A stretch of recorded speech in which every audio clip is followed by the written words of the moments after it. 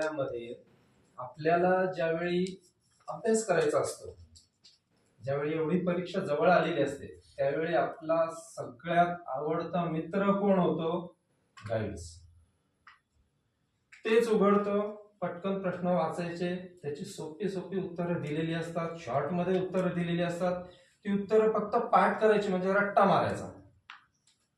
नशिबाने तोच प्रश्न पेपरमध्ये आला, वेल अँड गुड, पटापट उत्तर लिहिलं, मार्क मिळाले, खुश. पुढे जायच्या आधी, आता पुढचं मी काय सांगणार आहे त्याच्या आधी थोडंसं मी तुम्हाला एक छोटीशी गंमत सांगतो, मग आपण पुढे जाऊया. माझ्या बाबतीतच घडलेली, म्हणजे माझ्या विद्यार्थिनीच्या बाबतीत घडलेली गंमत आहे.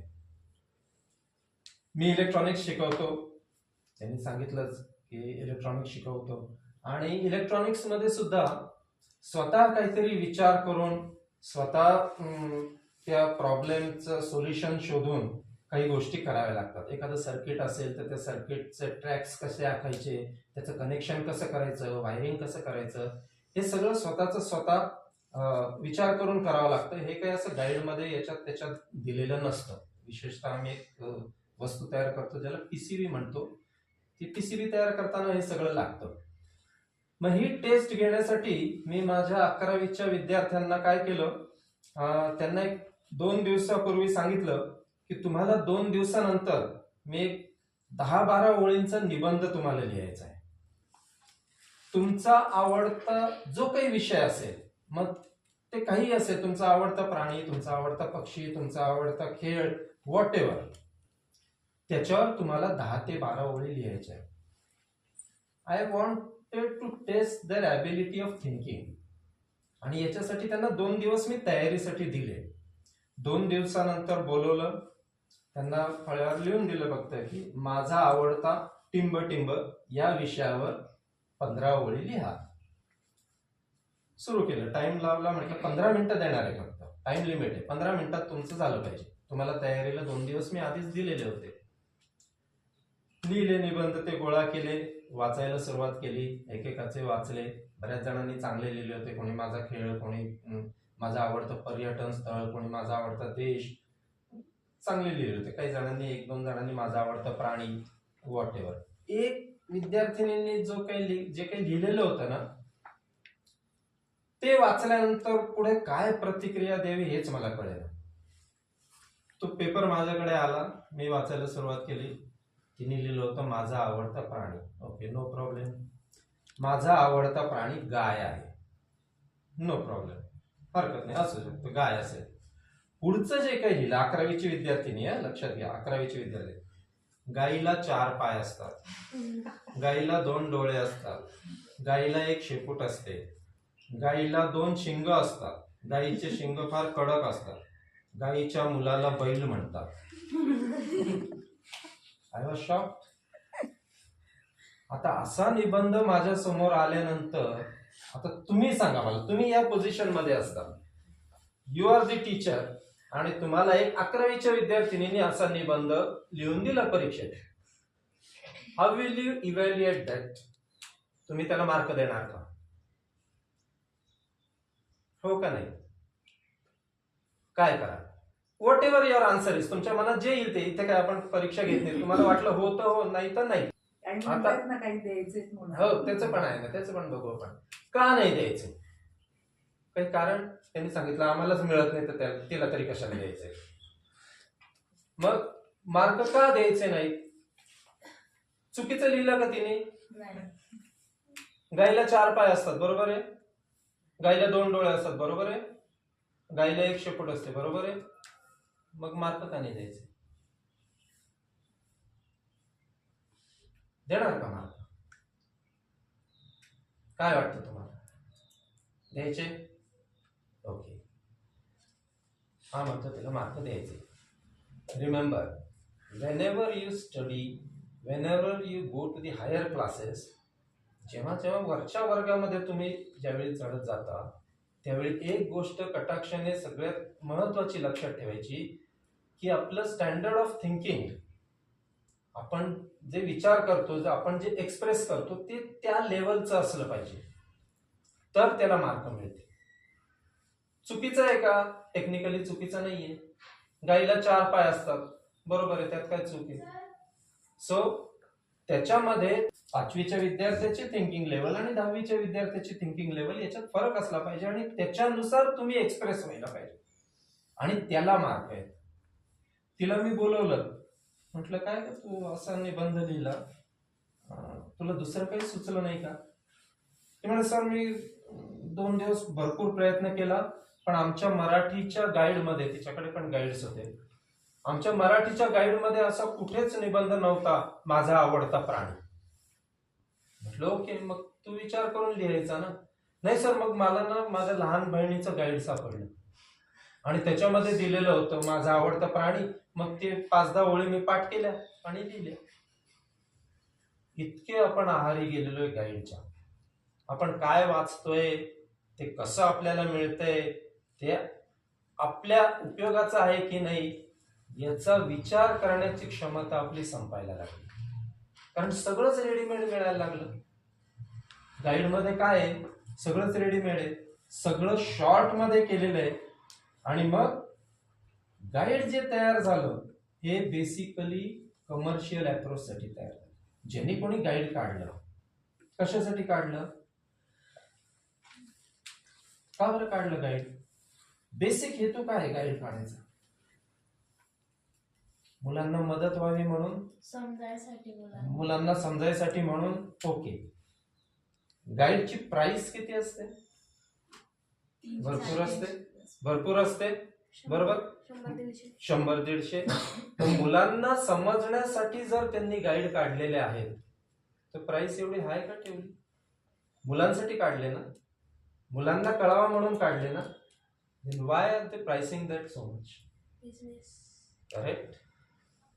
Very nice. Business. It's a business. त्यांनी कशाला काढले? त्याच्यातनं त्याला प्रॉफिट मिळवायचा आहे. त्यांनी जी काय मेहनत केली त्याच्यातनं त्याला पैसे कमवायचे. मग त्याला पैसे कमवायचे म्हटल्यानंतर तो सगळं सोपं सोपं करून देतो. त्याच्यात का सोपं करून देतो? कारण सोपं असेल तरच विद्यार्थी घेतील. गाईड जर कठीण वाटलं असतं तर कोणी गाईड घेतलं असतं का? नाही. मग ते सोपं सोपं करून सगळ्यात त्याच्यात दिलेलं असतं. मग हे सोपं करताना जे महत्वाचे मुद्दे आहेत ते कदाचित गाळले पण जातात, ते त्याच्यात येतच नाहीत. ज्याचा सर्वांगीण विचार करून त्या प्रश्नाचं उत्तर यायला पाहिजे होतं तसं न करता थोडे मेन पॉइंट्स त्याच्यात टाकायचे आणि ते उत्तर तयार करायचं. अशा पद्धतीनेच गाईड तयार केलं जातं. मग ते आपल्याला सोपं वाटतं. मग आपण काय करतो, सोपं सोपं पटकन पाठ करायचं आणि रट्टा मारायला लागतो.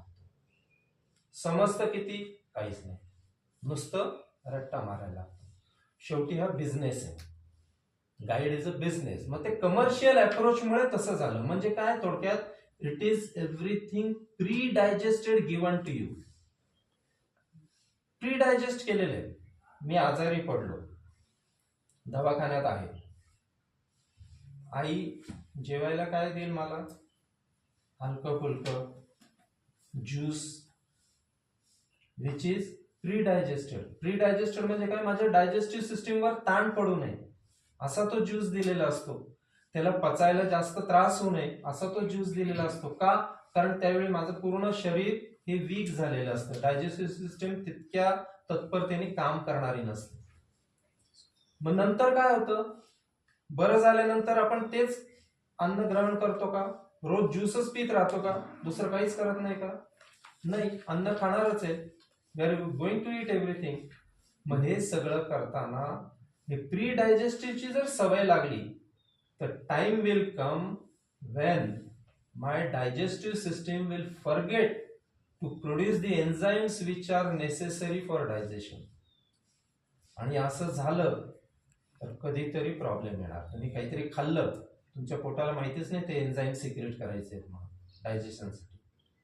मग काय होईल? तुम्ही परत आजारी पडणार. म्हणजे चांगलं खाऊन सुद्धा परत आजारी पडणार. का? कारण तुम्ही ती सवयच मोडून टाकली त्याची. Guides are doing the same thing here. काय करताय तुम्ही? तुम्ही टेक्स्टबुक रेफर करत नाही, तुम्ही गाईड्सवर जाता डायरेक्ट. कारण गाईड सोपं आहे, पटकन पाठ होतं, वाचलं रिसाईट केलं, पाठ झालं, नशिबाने तोच प्रश्न जर आला, वेल अँड गुड, खुश, लगेच लिहिलं, त्याचे मार्क मिळाले, आउटपुट दिसतं लगेच. बट इथे जो तो विषय समजायला पाहिजे होता सगळा, तो कुठे गेला? तुम्ही सगळं प्री डायजेस्टेड घेतलं, त्या डायजेशनची प्रोसेस कुठे आहे? It is already predigested, it is already digested something there and that you are consuming. So always remember की आपल्याला असं शिकायचं नाहीये, आपल्याला इन्फॉर्मेशन नकोय. What we are gaining from guides is only information. फक्त माहिती मिळते, ज्ञान कुठे आहे? Where is in knowledge? We are studying, we are going to the higher classes. It is to gain knowledge and not just to gain information. Same thing is with your mobiles also. किती जणांकडे mobiles आहेत? स्वतःकडे mobiles किती जणांकडे? तुमचे mobile मध्ये, आई वडिलांचे नाही. ओके, दोघांकडे मोबाईल्स आहेत. ज्यांच्याकडे नाही आहेत त्यांच्याकडे येतीलही. 11वीला 12वीला पुढे येणार आहेत मोबाईल. ते कोणालाच टळत नाही आता मोबाईल्स, ते येणारच आहेत. कदाचित मे बी तुम्ही कंडिशन ठेवली असेल किंवा आई बाबांनी कंडिशन ठेवली असेल, 12वीला इतके पर्सेंटेज मार्क मिळव, तुला मोबाईल घेऊन दे. बरोबर आहे की नाही? होतं की नाही असं? सो ते मोबाईल येतात. Mobile gives you just information. मोबाईलमध्ये पण तुम्ही त्याचा योग्य वापर केला तर त्याचा फायदा खूप आहे, पण तो योग्य वापर राहतो बाजूला. आणि बाकीचंच आपण मोबाईल वापरतो चॅटिंगसाठी, रील्स पाहण्यासाठी, ट्विटरवर, एवढ्यासाठीच मोबाईल वापरतो. मोबाईलवर आपल्याला इंटरनेट थ्रू अनेक गोष्टी कळू शकतात, but again that is just information, it is not a knowledge. नॉलेजसाठी थरो तुम्हाला ते सगळं वाचावं लागेल, त्याचं थिंकिंग करावं लागेल, त्याच्याबद्दल नोट्स काढायला लागतील. आता तुम्ही अभ्यास कसा करता सांगा मला? How do you study? Notes कोणी दिलेल्या? स्वतः काढलेल्या.